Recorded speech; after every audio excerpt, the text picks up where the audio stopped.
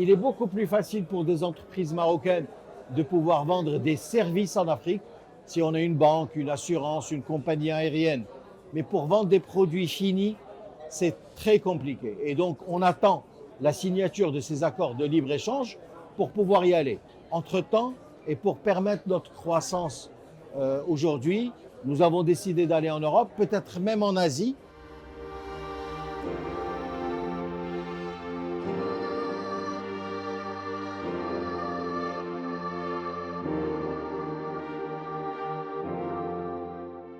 Nous avons commencé en 2005 dans un petit studio à Casablanca en tant que distributeur pour un partenaire important et stratégique qui est Procter & Gamble.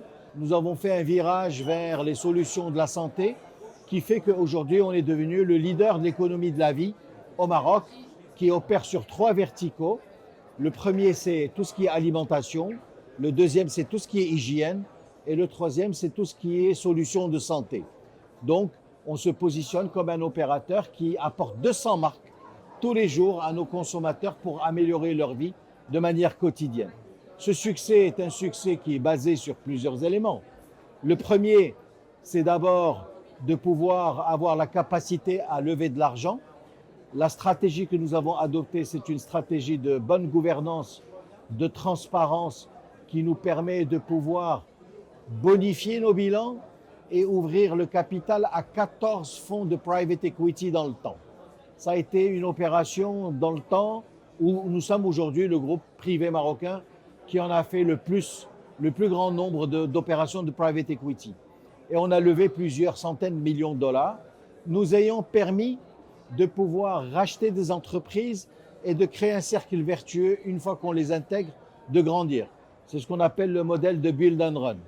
Le deuxième élément de succès, c'est clairement la transparence et la gouvernance, où nous avons eu un niveau de gouvernance extrêmement élevé. Le dernier élément, c'est un élément basé sur la notion d'équipe, du management, des ressources humaines, qui aujourd'hui sont dans la plupart des cas associés avec nous dans le cadre d'un programme d'association et d'actionnariat conjoint qui aligne les intérêts et qui fait que dans la société, beaucoup de gens se sentent honneurs et sentent qu'ils sont chez eux et qui font qu'aujourd'hui, je suis très très fier de sentir que j'ai l'une des meilleures équipes de management au Maroc. Donc, ces 3 éléments ont fait notre histoire de succès, mais elle ne s'arrête pas là, puisqu'il y a aujourd'hui des perspectives intéressantes, notamment 5 introductions en bourse pour le groupe qui vont arriver.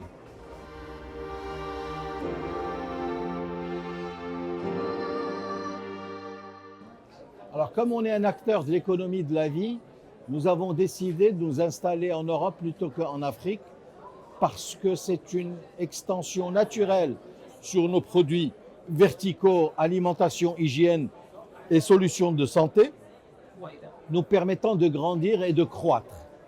Le problème en Afrique, c'est qu'aujourd'hui, le Maroc n'a pas encore d'accord de libre-échange avec l'UEMOA ou avec la CEDEAO. Et par conséquent, il est très difficile pour des produits de consommation de pouvoir accéder dans un cadre et un environnement douanier et de distribution stable. Il est beaucoup plus facile pour des entreprises marocaines de pouvoir vendre des services en Afrique, si on a une banque, une assurance, une compagnie aérienne.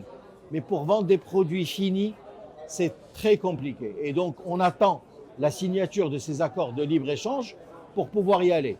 Entre-temps, et pour permettre notre croissance aujourd'hui, nous avons décidé d'aller en Europe, peut-être même en Asie.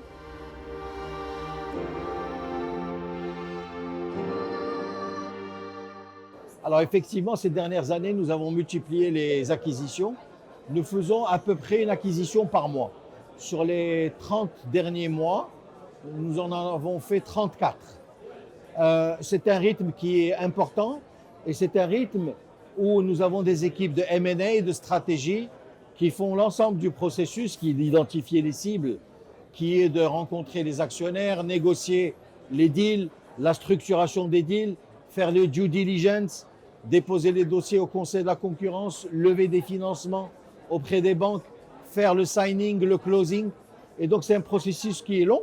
Et une fois que le processus est fait, on a une équipe des opérations qui s'occupe de les intégrer, d'où le concept de build and run. Mais l'élément le plus important, c'est de savoir que cette stratégie qui a fonctionné on va dire, spirale positive, où vous levez de l'argent, vous déployez l'argent en achetant, vous intégrez, vous grandissez, fait que c'est un modèle qui doit rester cohérent dans la stratégie.